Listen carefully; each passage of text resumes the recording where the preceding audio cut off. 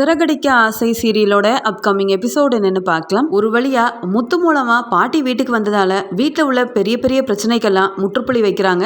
அது மட்டும் இல்லாம இங்க அண்ணாமலைக்கும் விஜயாவுக்கும் நல்ல புத்தி சொல்லி இனியாவது குடும்பத்தை ஒழுங்கா நடத்துங்க, இன்னும் சின்ன பிள்ளை மாதிரி மூஞ்சி தூக்கி வச்சுக்கிட்டு இருக்காதீங்க, உங்க வீட்டுக்கு வந்த மருமகள்க உங்களை பார்த்து தான் கத்துக்கணுமே தவிர்த்து உங்களுக்கு புத்தி சொல்ற மாதிரி இருக்கக்கூடாது அப்படின்னு சொல்லி திட்டிட்டு ரெண்டு பேர்த்தையுமே ஒன்று சேர்த்து வைக்கிறாங்க. அது மட்டும் இல்லாம பொறுப்பே இல்லாத மனோஜுக்கு பொறுப்பு வர மாதிரி மாசம் மாசம் அண்ணாமலைக்கு கண்டிப்பா 50,000 ரூபாய் பணத்தை தந்தே ஆகணும் அப்படின்னு பாட்டி சொல்ல இதை கேட்ட மனோஜ் என்னவோ அதிர்ச்சி அடைகிறாரு.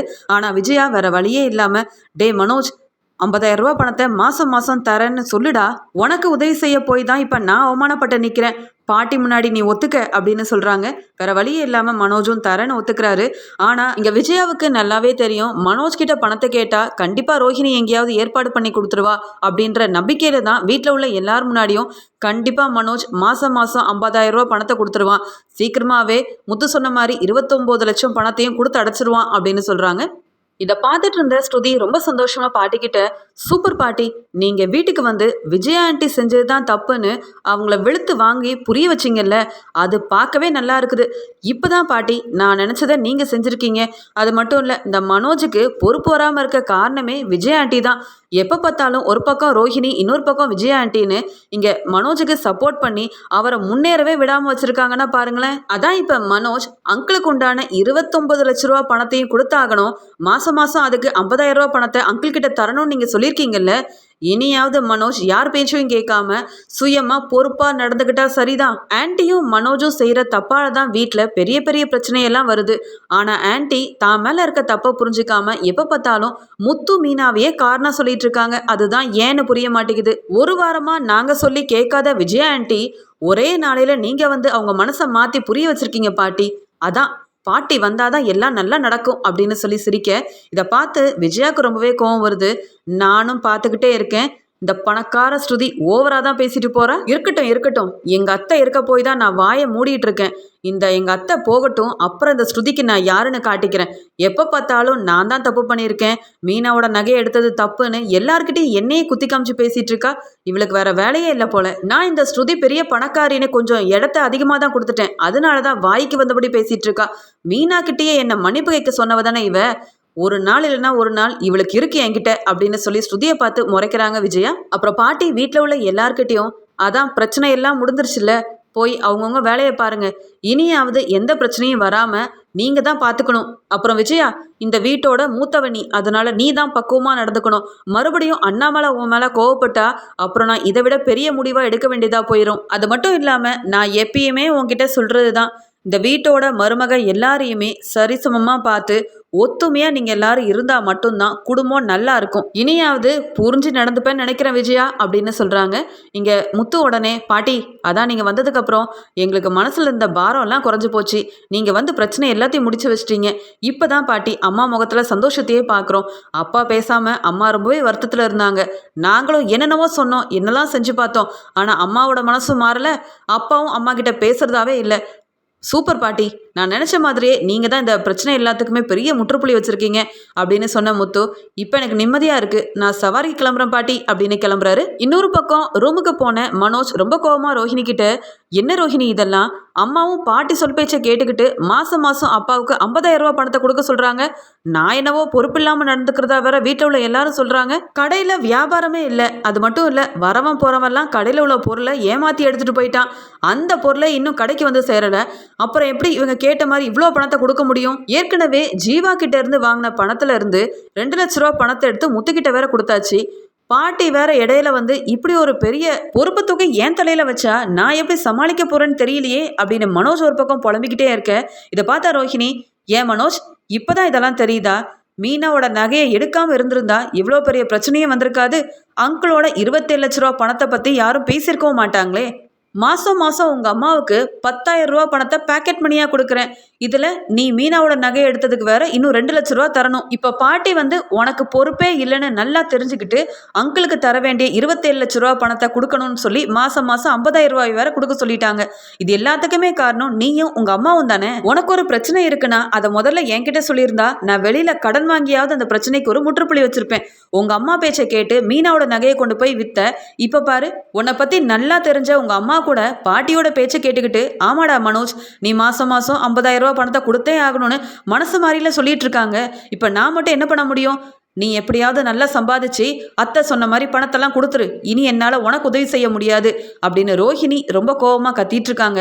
அந்த சமயம் கோபமாக ரூம்குள்ளே வந்த விஜயா, என்ன ரோஹிணி, ரூம்குள்ளே இருந்து சத்தம் அவ்வளோ வருது, ஏன் தேவையில்லாமல் மனோஜை போட திட்டிகிட்டு இருக்க? அப்படி அவன் என்ன பண்ணா அப்படின்னு கேட்க, இல்லை ஆண்டி, மாதம் 50,000 ரூபா பணத்தை வேற கொடுக்க சொல்லியிருக்காங்க.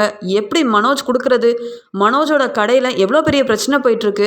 இந்த சமயம் பாட்டி சொன்னதை கேட்டு நீங்களும் மனோஜ்கிட்ட எப்படி பேசுனது தான் எங்களுக்கு ரொம்ப மனசு வேதனையாக இருக்குது. ஏற்கனவே முத்துவுக்கு வேற 2 லட்ச ரூபா பாக்கி இருக்குல்ல, அதை பற்றி தான் பேசிகிட்டு இருக்கோம், வேற ஒன்றும் இல்லை ஆண்டி அப்படின்னு அமைதியாக பேச ஆரம்பிக்கிறாங்க ரோகிணி. உடனே விஜயா, ஏன் ரோஹிணி, அதான் உங்கள் அப்பா கிட்ட கேட்டு ஏற்கனவே முத்து மீனாவோட நகைக்காக 2 லட்ச ரூபா பணத்தை கொடுத்தேன்ல, அதே மாதிரி மீதி பணத்தையும் கேட்டு சீக்கிரமாக என் வீட்டுக்காரர்கிட்ட மொத்த பணத்தையும் கொடுத்துட்டேன்னா அப்புறம் இந்த முத்து மீனா பேச வாய்ப்பே இருக்காது. அவங்க வாயவும் நீ அடைச்சிடலாம்ல. மனோஜ் என்ன வேலை பார்க்குறான், கடை எப்படி ஓடுதுன்னு உனக்கு தான் நல்லாவே தெரியுமே. கடையிலேருந்து லாபம் எடுக்கவே முடியாதுன்னு தெரிஞ்சதுக்கு அப்புறமா மனோஜை நீ திட்டி ஒரு பிரயோஜனமும் கிடையாது. பேசாமல் உன் மாமாவுக்கு கால் பண்ணு, உனக்கு தேவையான பணத்தெல்லாம் கேட்டு சீக்கிரமாக வாங்குற வழியை பாரு. அது மட்டும் இல்லை ரோஹிணி, உன் மேலே இருக்க நம்பிக்கையிலையும் நீ எப்படியாவது உங்கள் அப்பா கிட்ட கேட்டு பணத்தை வாங்கிடுவேன் அப்படின்ற நம்பிக்கையில தான் நான் வீட்டில் உள்ள எல்லாரும் முன்னாடியும் மனோஜ் கண்டிப்பாக பணத்தை கொடுப்பான் அப்படின்னே நான் ஒத்துக்கிட்டேன். ஏற்கனவே இப்போ தான் என் வீட்டுக்காரர் அத்தை மூலமாக என்கிட்ட பேச ஆரம்பிச்சிருக்காரு.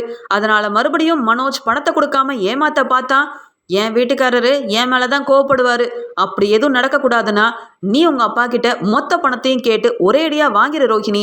2 லட்சம் 3 லட்சம்னு கேட்டு வாங்காமல் மொத்த பணத்தையும் வாங்கிட்டா இவங்க வாயெல்லாம் நீ அடைச்சிடலாம், மறுபடியும் பணத்தை கொடுக்க வேண்டிய அவசியமும் இருக்காதுல்ல.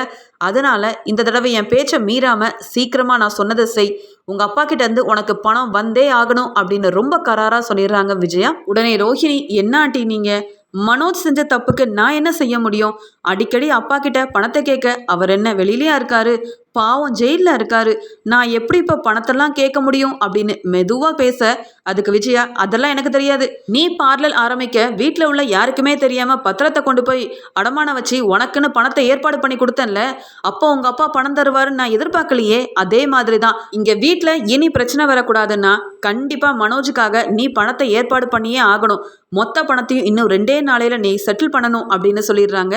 இதெல்லாம் கேட்டுட்டு ரோஹிணிக்கு ரொம்ப கோபம் வருது. ஆனாலும் விஜயாவை எதிர்த்து பேசினா நம்மளுக்கு தான் பெரிய பிரச்சனை வரும் அப்படின்னு நினச்சிக்கிட்டு அமைதியாகவே இருக்காங்க. அப்புறம் விஜயா ரொம்ப கோபமாக மனோஜ் கிட்ட, டேய் மனோஜ், கொஞ்சமாவது படிச்சவனா நடந்துக்கடா. உன்னால் எனக்கு மட்டும்தான் பிரச்சனைன்னு பார்த்தேன். உன்னை கெட்டிக்கிட்டு வந்த ரோஹிணியும் பிரச்சனையில் தான் இருக்கா. அதனால் கொஞ்சமாவது சொல்படி கேட்டு நடந்துக்க. இனி உன்னால் எனக்கு எந்த பிரச்சனையும் வரக்கூடாதுன்னா நீ சீக்கிரமாக பணத்தை கொடுத்தே ஆகணும் அப்படின்னு சொல்ல, இங்கே மனோஜ் ரொம்ப கோவமா, என்னம்மா பிரச்சனைக்கெலாம் காரணம் நான் சொல்கிறீங்க, இந்த பிரச்சனை எல்லாத்துக்குமே காரணம் நீங்கள் தான் அப்படின்னு சொல்ல ரொம்ப கோவமாக விஜயா திரும்பி பார்க்க, வேற என்னம்மா, நான் உங்ககிட்ட பணத்தை தான் கேட்டேன்.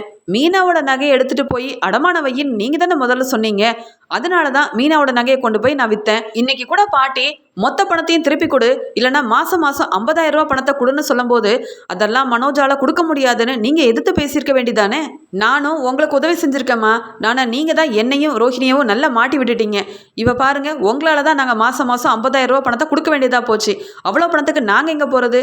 இதில் ரோஹிணியை வேற அவங்க அப்பா கிட்ட பணத்தை கேட்க சொல்கிறீங்க. இது எல்லாத்துக்குமே காரணம் நீங்கள் தானம்மா அப்படின்னு சொல்லி ரொம்ப கோவத்தில் மனோஜ் பேச, இங்கே விஜயா, போனா போதுன்னு உங்கள் 2 பேரையும் வீட்டில் வச்சுருக்கேன்ல, அதுக்கு நீ இதுவும் பேசுவேன் இன்னமும் பேசுவேடா. உன்னால் நான் எல்லார்கிட்டையும் அவமானப்பட்டு நிற்கிறேன். இந்த வீட்டோட கடைசி மருமகன்ற பேரில் ஒருத்தி வந்திருக்கா பத்தியா, அவ கூட என்ன நிற்க வச்சு கேள்வி கேட்குறா. மீனா கிட்ட மன்னிப்பு கேட்டே ஆகணும்னு என் முன்னாடியே சொல்கிறா. இவ்வளோ பேச்சையும் கேட்டுட்டு நான் அமைதியாக இருக்கேன்னா அதுக்கு காரணமே நீதான் மனோஜ். உனக்காகது மட்டும்தான் இவ்வளோத்தையும் கேட்டுக்கிட்டு நான் ரொம்பவே அமைதியாக போயிட்டுருக்கேன். இதை புரிஞ்சுக்காம என்னை எதிர்த்து பேசினேன், அப்புறம் நீயும் உன் பொண்டாட்டி ரோஹிணியும் இந்த வீட்டில் இருக்கவே முடியாது அப்படின்னு முறைச்சிக்கிட்டே சொல்ல, இங்கே ரொம்பவே டென்ஷனாக இருந்த மனோஜ் இதுக்கு மேலே பேசினா அம்மா ஏதாவது முடிவெடுத்துருவாங்க அப்படின்னு நினச்சிட்டு அமைதியாயிடுறாரு. இங்கே ஸ்ருதியோட அம்மா கோயிலுக்கு போயிட்டு வராங்க. வர வழியில் ரோஹிணியை பார்க்குறாங்க. இங்கே ஸ்ருதியோட அம்மா ரொம்ப சந்தோஷமா, என்னம்மா ரோஹிணி நல்லா இருக்கியா? உங்க அப்பா வெளியில வந்துட்டாரா இல்லையா? நம்ம சொந்தக்காரங்க எல்லாரையுமே நான் பார்த்துட்டேன். ஆனா மலேசியால இருக்க உங்க அப்பாவை மட்டும் நான் பார்த்ததே இல்லம்மா. இங்க ஸ்ருதியோட தாலி பிரிச்சு கோக்குற ஃபங்க்ஷனுக்கு உங்க அப்பா வராருன்னு சம்மந்தி ரொம்பவே சந்தோஷத்துல இருந்தாங்க. ஆனா அன்னைக்கும் அவர் வரலையா? அதான் ஏதாவது அவரை பத்தி விவரம் தெரிஞ்சுதானே கேட்கலாமேன்னு தான் கேட்டேன் அப்படின்னு சொல்ல, இங்க ரோஹிணி அப்பா நல்லா தான் இருக்காங்க. ஆனா இன்னும் வெளியில வரல. கூடிய சீக்கிரமே எல்லாமே நல்லா தான் நடக்கும் அப்படின்னு சொல்லும்போது, ஆமா ரோஹிணி இப்போ எங்கே கிளம்பிட்ட அப்படின்னு சொல்ல, இங்கே பக்கத்தில் தான் என்னுடைய பார்லர் இருக்குது, அங்கே தான் போகிறேன் அப்படின்னு சொல்ல, அதுக்கு உடனே இங்கே சுதாவும் நானும் என்னோட ஃப்ரெண்டை பார்க்க தான் போகிறேன் அப்படின்னு சொல்கிறாங்க. அப்புறம் ரோஹிணி என்னோட பார்லர் ரொம்ப பக்கத்தில் தான் இருக்குது, வாங்களேன் பார்த்துட்டு அப்புறம் உங்கள் ஃப்ரெண்டை பார்க்க போகலாம் அப்படின்னு சொல்ல, இங்கே ரோஹிணி கூட சேர்ந்து அவங்களோட பார்லருக்கு கிளம்பி போகிறாங்க இங்கே ஸ்ருதியோட அம்மா. ரோஹிணியோட பார்லர்லாம் சுற்றி பார்த்துட்டு, பரவாயில்ல இந்த ரோஹிணிக்கு புதுசாக சொந்தமாக ஒரு பார்லர் வேறு இருக்குது, நல்லா சம்பாதிக்கிறா. அவங்க அப்பா மலேசியாவிலேருந்து பணத்தெல்லாம் அனுப்பலனா கூட ஓனராக இருக்க ரோஹிணி நல்லா கை நிறைய சம்பாதிப்பா போலையே. நிறைய கிளைண்ட்ஸ் எல்லாம் வேற வராங்க. அந்த விஜயா வீட்லேயே ரோஹிணியும் என் பொண்ணும் தான் நல்லா படித்து கை நிறைய சம்பாதிக்கிறாங்க. அதுவும் அந்த மீனாவும் முத்தும் இருக்காங்களே அப்படின்னு சொல்லி அங்கே நினச்சிட்டு இருக்கும்போது அங்கே திடீர்னு இங்கே சுதாவுக்கு ஒரு கால் வருது. இங்கே சுதாவோட ஃப்ரெண்ட் அவங்களோட பார்லருக்கு வர சொல்லி சுதாவை கூப்பிடுறாங்க.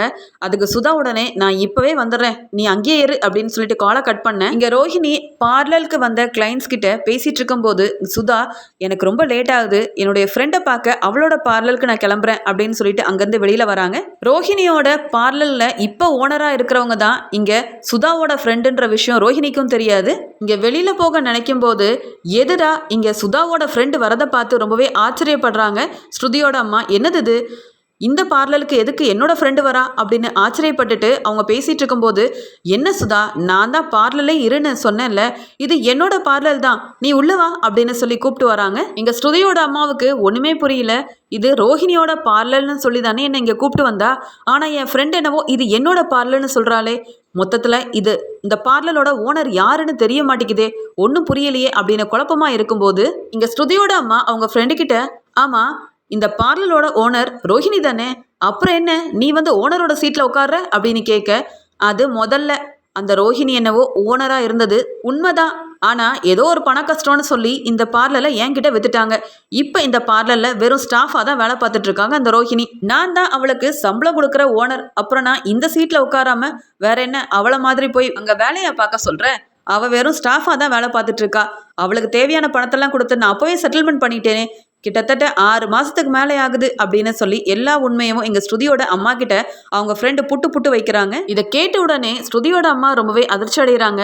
என்னவோ தன்னோட பார்லர்னு சொல்லி என்ன வேற எவ்வளோ தைரியமாக இங்கே கூப்பிட்டு வந்தா இந்த ரோஹிணி, வீட்டில் உள்ளவங்களையும் இப்படி தானே போய் சொல்லி ஏமாத்திட்டு இருக்கா. இந்த ரோஹிணி என் பொண்ணு ஸ்ருதி மாதிரியே அவளுக்கும் மதிப்பும் மரியாதையும் கிடைக்கணுன்றதுக்காக எப்படிப்பட்ட பொய்யெல்லாம் சொல்லி அந்த விஜயாவை ஏமாத்திட்டு இருக்கா. இந்த விஷயத்தை இப்படியே சும்மா விடக்கூடாது, ஆதாரத்தோட கண்டிப்பாக அந்த விஜயா கிட்ட காமிச்சு விஜயாவோட முகத்தில் கரிய பூசணும். என்னதான் இருந்தாலும் ஸ்ருதியை மாதிரி ரோஹிணி வரவே முடியாது அப்படின்றத புரிய வைக்கணும் அப்படின்னு நினச்ச ஸ்ருதியோட அம்மா இந்த விஷயத்த எப்படியாவது சொல்லணும் அப்படின்னு நினச்சிட்டு இங்கே விஜயாவை பார்க்கறதுக்காக கிளம்பி போகிறாங்க. அங்கே வீட்டில் ஸ்ருதி மேலே ரொம்பவே கோபமாக இருக்க விஜயா இந்த ஸ்ருதியை ஏதாவது செய்யணுமே, ஏதாவது செஞ்சு அவளை அவமானப்படுத்தணுமே, எல்லாரும் முன்னாடி என்னை நிற்க வச்சு கேள்வி கேட்டுட்டா, இந்த மீனாவுக்கு சப்போர்ட் பண்ணுறேன்னு சொல்லி என்னை ரொம்பவே அவமானப்படுத்திட்டு இருக்காளே, என்ன செய்யறது, எப்படியாவது ஸ்ருதிக்கு நல்ல ஒரு பாடம் புகட்டணுமே அப்படின்னு யோசனை பண்ணிட்டு இருக்காங்க. அந்த சமயம் ஸ்ருதி வேலை முடிஞ்சு சீக்கிரமாகவே வீட்டுக்கு வராங்க. அங்கே உட்காந்துருந்த விஜயா ரொம்ப அதிகார தோரணையோட, ஏமா ஸ்ருதி எனக்கு ரொம்ப தண்ணி தாக எடுக்குது, கொஞ்சம் தண்ணி எடுத்துட்டு வாமா அப்படின்னு சொல்கிறாங்க. அதுக்கு ஸ்ருதி, என்னாட்டி நீங்கள் வீட்டில் வெட்டியாக தானே இருக்கீங்க, உங்களுக்கு தண்ணி தாகம் எடுக்குதுன்னா தண்ணி எடுத்து குடிக்க வேண்டியதானே, வெளியில் போய் கஷ்டப்பட்டு வேலை பார்த்துட்டு டயர்டாக வர என்ன போய் தண்ணி எடுத்து கொடுக்க சொல்கிறீங்க, நான் ஒன்றும் மீனா கிடையாது நீங்கள் சொன்னப்ப ஓடி வந்து தண்ணி எடுத்து கொடுக்கறதுக்கு, வேணும்னா எடுத்து குடிங்க அப்படின்னு சொல்ல, அதுக்கு விஜயா, என்ன ஸ்ருதி வர வர ரொம்ப பேசிட்டே போற, நீயும் இந்த வீட்டோட மருமக தானே, ஏன் மீனா மட்டும்தான் வீட்டு வேலை செய்யணுமா, எனக்கு தண்ணி எடுத்து கொடுக்க கூட உனக்கு நேரம் கிடையாதா, நான் உன்னோட மாமியாருன்றத மறந்துட்டு என்கிட்ட பேசிட்டு இருக்க, அது மட்டும் இல்லை மீனா கிட்ட எப்படி நடந்துக்கிறனோ அப்படி உன்கிட்ட நடந்துக்கிட்டாதான் உனக்கு புத்தி வரும்னு நினைக்கிறேன் அப்படின்னு சொல்றாங்க. அதுக்கு ஸ்ருதி, நானும் மீனா கிடையாது ஆண்டி, மீனா கிட்ட பேசுற மாதிரி ஒரு நாள் நீங்க என்கிட்ட பேசினா கூட நான்லாம் மீனா மாதிரி பொறுமையா இருக்க மாட்டேன், என் கைவரிசையை காட்ட வேண்டியதா போயிடும், உங்க வேலையை மட்டும் பாருங்க, மீனா கிட்ட இன்னும் வரைக்கும் நீங்கள் மன்னிப்பு கேட்கக்கூடாதுன்னு தானே வீட்டில் பெரிய பிரச்சனையெல்லாம் உண்டு பண்ணீங்க, உங்ககிட்ட பேச எனக்கு வர வர இஷ்டமே இல்லை ஆண்டி அப்படின்னு சொல்லி ஸ்ருதி ரொம்பவே கத்துறாங்க. இங்கே விஜயா ரொம்ப கோவமா, என்ன ஸ்ருதி வீட்டில் உள்ள எல்லாரும் வேண்டான்னு சொல்லிட்டு என் பையனை கூட்டிகிட்டு போய் கல்யாணம் பண்ணவதானே நீ, உன்னெல்லாம் நான் வீட்டுக்குள்ளே சேர்த்ததே தப்பு அப்படின்னு ஒரு வார்த்தையை சொல்ல இதை கேட்ட ஸ்ருதியால் தாங்க முடியாமல், ஏன் உங்கள் பையன் ரவியும் இந்த வீட்டோட பையன் தானே, அப்புறம் கல்யாணம் ஆனதுக்கப்புறம் நான் இங்கே தானே வரணும், எனக்கும் ரவிக்கும் கல்யாணம் ஆனதுக்கு அப்புறமா உங்களுக்காக இந்த வீட்டுக்கு வரல, மீனா என்கிட்ட நல்லா பேசி பக்குவமாக எடுத்து சொல்லி ஒரு மருமகனா எப்படி நடந்துக்கணும் அப்படின்னு புரிய வச்சதுக்கு அப்புறமா தான் இந்த வீட்டுக்கே நான் வந்திருக்கேன். நானும் பார்க்குறேன், எப்போ பார்த்தாலும் ரோஹிணிக்கும் மனோஜுக்கும் சப்போர்ட் பண்ணி எங்களெல்லாம் வாய்க்கு வந்தபடி பேசிட்டு இருக்கீங்க.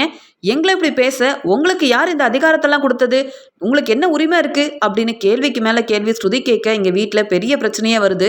அந்த சமயம் கரெக்டாக ஸ்ருதியோட அம்மா உள்ள வர இங்கே விஜயா ஸ்ருதியை திட்டிகிட்டு இருக்கிறதெல்லாம் பார்த்துட்டு, என்ன சம்மந்தி இது, என் பொண்ணு இந்த வீட்டில் இப்படி தான் வாழ்ந்துட்டு இருக்காளா, அப்போ என் பொண்ணுக்கு நீங்கள் மதிப்பும் மரியாதையும் தரதே கிடையாதா, இந்த வீட்டோட மருமகளை நீங்கள் இப்படி தான் நடத்துவீங்களா அப்படின்னு சொல்லி இன்னொரு பக்கம் ஸ்ருதியோட அம்மா என்ன நடந்துச்சு அப்படின்னு தெரியாமல் கத்த ஆரம்பிக்கிறாங்க. விஜயா ரொம்ப கோவமா, பணம் இருக்கிற திமிரில் என்னை வாய்க்கு வந்தபடி இந்த ஸ்ருதி தான் பேசுகிறானா, இப்போ அவங்க அம்மா வேற வந்துட்டாங்களா, இவங்களெல்லாம் எப்படி அடக்கணும் ஒன்றுமே தெரியலையே அப்படின்னு கோவத்தில் முழிக்கிறாங்க விஜயா. அப்புறம் விஜயா ஸ்ருதியோட அம்மா கிட்ட, முதல்ல நான் சொல்ல வரதை புரிஞ்சுக்கோங்க, ரோஹிணியும் இந்த வீட்டோட மருமக தான், என்னை எதிர்த்து ஒரு வார்த்தை கூட பேசினதில்ல.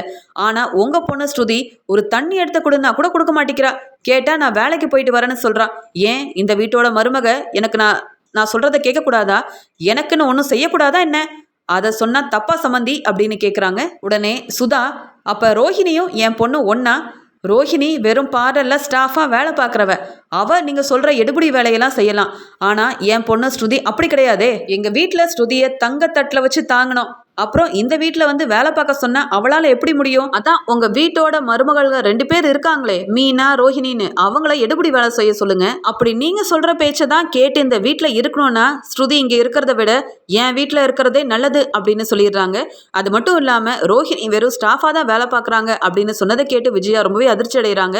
ஆமாம் சம்மந்தி, ரோஹிணி பெரிய பணக்கார பொண்ணு, அவள் எதுக்கு ஸ்டாஃபாக அவளோட பார்லரில் வேலை பார்க்கணும், அந்த பார்லர்லே அவளோடது தானே, அவள் ஓனராக இருந்து தான் இருப்பாளே தவிர்த்து இங்கே ஸ்டாஃபாலாம் வேலை பார்க்க வேண்டிய அவசியம் இல்லை. என் மருமக ரோஹிணியை பற்றி நீங்கள் தப்பாக பேசுகிறதெல்லாம் பார்த்துட்டு என்னால் சும்மா இருக்க முடியாது அப்படின்னு ரோஹிணிக்கு விஜயா சப்போர்ட் பண்ணி பேசுகிறாங்க. அதுக்கு ஸ்ருதியோட அம்மா சிரிச்சுக்கிட்டே, என்ன சம்மந்தி, உங்கள் மருமக ரோஹிணி பணக்காரியா, யார் சொன்னது அவள் பெரிய பணக்காரின்னு, அவள் பார்லரோட ஓனரா, அப்படி சொல்லி தான் உங்கள் குடும்பத்தையே ஏமாத்திட்டு இருக்கா அந்த ரோஹிணி, அவள் வெறும் அந்த பார்லரில் ஸ்டாஃபாக வேலை பார்க்குறா. 6-7 மாதத்துக்கு முன்னாடி அந்த பார்லரில் என் ஃப்ரெண்டுக்கு விற்று பணத்தையும் வாங்கிட்டாலாம். இந்த விஷயம் உங்களுக்கு தெரியாதுல்ல, உண்மை என்னன்னு தெரிஞ்சுக்காம பணக்காரி நினச்சி ரோஹிணியை தலையில் தூக்கி வச்சு கொண்டாடுறீங்க. ஆனால் என் பொண்ணு இந்த வீட்டில் வேலை பார்க்கணுமா, உங்கள் ஆசை மருமக ரோஹிணி வீட்டுக்கு வந்ததுக்கு அப்புறமா என்ன ஏதுன்னு விசாரிங்க, பல உண்மைகள் அவகிட்ட இருந்து வெளியில் வர நிறைய வாய்ப்பு இருக்குது. அதை விட்டுட்டு தேவையில்லாமல் என் பொண்ணு ஸ்ருதியை வாய்க்கு வந்தபடி பேசி வீட்டு வேலை செய்ய வைக்கலாம்னு நினச்சிங்க, அவ்வளவுதான். உங்கள் ஆசை மருமக ரோஹிணி பார்லரில் விற்ற விஷயத்தையே உங்ககிட்ட சொல்லலை, இங்கே உங்கள் பையன் மனோஜை கல்யாணம் பண்ணிக்க இன்னும் என்னெல்லாம் பொய் சொல்லியிருக்காளோ தெரியலையே. அது மட்டும் இல்லை சம்மந்தி, உங்கள் மருமக ரோஹிணி அடிக்கடி பக்கத்தூருக்கு வேற போயிட்டு வராலாம், ஏதோ சொந்தக்காரங்க பக்கத்தூரில் இருக்கிறதா வேற சொல்கிறாங்க. அப்படி இருக்கும்போது எப்படி ரோஹிணியோட அப்பா மட்டும் மலேசியாவில் இருக்க முடியும், எனக்கு என்னவோ உங்கள் மருமக மேலே சந்தேகமாக தான் இருக்குது. ரோஹிணி வந்த உடனே என்ன ஏதுன்னு விசாரித்து ஒரு நல்ல முடிவெடுங்க. அதை விட்டுட்டு என் பொண்ணை தேவையில்லாமல் வாய்க்கு வந்தபடி ஏன் முன்னாடியே பேசிகிட்டு இருக்கீங்க. இதுக்கு மேலே ஸ்ருதியை பற்றி ஒரு வார்த்தை நீங்கள் தப்பாக பேசினா ஸ்ருதியும் என் மருமக ரவியும் என் வீட்டுக்கே வர வேண்டியதா போயிடும் அப்படின்னு சொல்லிடுறாங்க. ஸ்ருதியோட அம்மா இப்படி ரோஹிணியை பற்றின உண்மையெல்லாம் போட்டு உடைக்க இங்கே ரொம்பவே குழப்பத்தில் இருக்காங்க விஜயா. என்னது இது, வந்ததுலேருந்து ரோஹிணியை பற்றி இவங்க சொல்கிறது எல்லாமே உண்மைதானா, ரோஹிணி தன்னுடைய பார்லருக்கு தான் போகிறேன், அது என்னோட சொந்த பார்லர் இவ்வளோ நாளாக சொல்லிட்டு இருக்கா, அவள் என்னவோ பேர் மாத்திரதை என்கிட்ட சொல்லாமல் மறைச்சா, ஆனால் பார்லரில் விற்ற விஷயத்த கூடவே என்கிட்ட மறைச்சிருப்பா, அப்படி விற்றுருந்தா அந்த பணத்தை அவள் என்ன செஞ்சிருப்பா, எதுக்காக எங்ககிட்டலாம் பொய் சொல்லியிருக்கணும் அப்படின்னு ரொம்பவே குழப்பம் அடைகிறாங்க. அது மட்டும் இல்லை, இங்கே சம்மந்தி சொல்கிற மாதிரி உண்மையாகவே ரோஹிணியோட அப்பா மலேசியாவில் இல்லையா, இத்தனை நாள் எங்களை ஏமாத்திட்டு தான் இருக்காளா, அந்த ரோஹிணி முதல்ல வீட்டுக்கு வரட்டும், என்ன ஏதுன்னு விசாரிச்சு ஒரு முடிவெடுக்கணும் அப்படின்னு நினைக்கிறாங்க விஜயா. இன்னொரு பக்கம் ரோஹிணி தன்னுடைய வேலையெல்லாம் முடிச்சுட்டு வீட்டுக்கு வர, எப்பயுமே ரோஹிணி வந்த உடனே ரொம்ப சந்தோஷமாக ஜூஸ் எல்லாம் கொண்டு போய் கொடுக்குற விஜயா ரொம்ப அமைதியாக ரோஹிணியை பார்த்து முறைச்சிக்கிட்டே இருக்க, ரோஹிணி என்ன ஏதுன்னு தெரியல, ஆண்டி ஏன் இவ்வளோ கோவமாக உட்காந்துருக்காங்க அப்படின்னு நினைக்கும்போது விஜயா, ஏ ரோஹிணி, உண்மையாவே அந்த பார்லர் உன்னோட பார்லர் தானா, இல்லை நீ பார்லரில் வித்துட்டியா அப்படின்னு கேட்க, வந்ததும் வராததுமா ஆன்ட்டிக்கு எப்படி இந்த உண்மை தெரிஞ்சுது அப்படின்னு திருன்னு முழிக்கிறாங்க ரோஹிணி. ஆனாலும் விஜயா ரொம்ப கோவமா, என்ன ரோஹிணி வாயை மூடிட்டு அமைதியாக நிற்கிற, நீ அப்போ பணக்காரி இல்லையா, உன்னோட பார்லரில் நீ வித்துட்டியா, உண்மையை சொல்லு, நீ பணக்காரியா இல்லையா? உங்க அப்பா மலேசியால இருக்காரா? இல்ல நீ பொய் சொல்லி எங்க எல்லாரையும் நீ ஏமாத்திட்டு இருக்கியா? நீ இத்தனை நாள் நாடகம் போட்ட வரைக்கும் போதும், எங்களுக்கு உண்மை தெரிஞ்சே ஆகணும். ஸ்ருதியோட அம்மா உன்னை பத்தின உண்மையை சொல்லிட்டாங்க அப்படின்னு சொல்ல, விஜயா சொன்னதை கேட்ட ரோஹிணி, என் பார்லருக்கு வந்த ஸ்ருதியோட அம்மா என்னை பத்தின உண்மையை தெரிஞ்சுக்கிட்டு இப்படி ஆன்ட்டி கிட்ட போட்டு கொடுத்துட்டாங்களே, எப்படியாவது விஜயா ஆன்ட்டியை சமாளிச்சு அவங்க சொன்னது எல்லாமே பொய் அப்படின்னு நிரூபிக்கிற மாதிரி ஏதாவது சொல்லணுமே, இப்ப என்ன பண்ண அப்படின்னு முழிக்கிறாங்க ரோகிணி.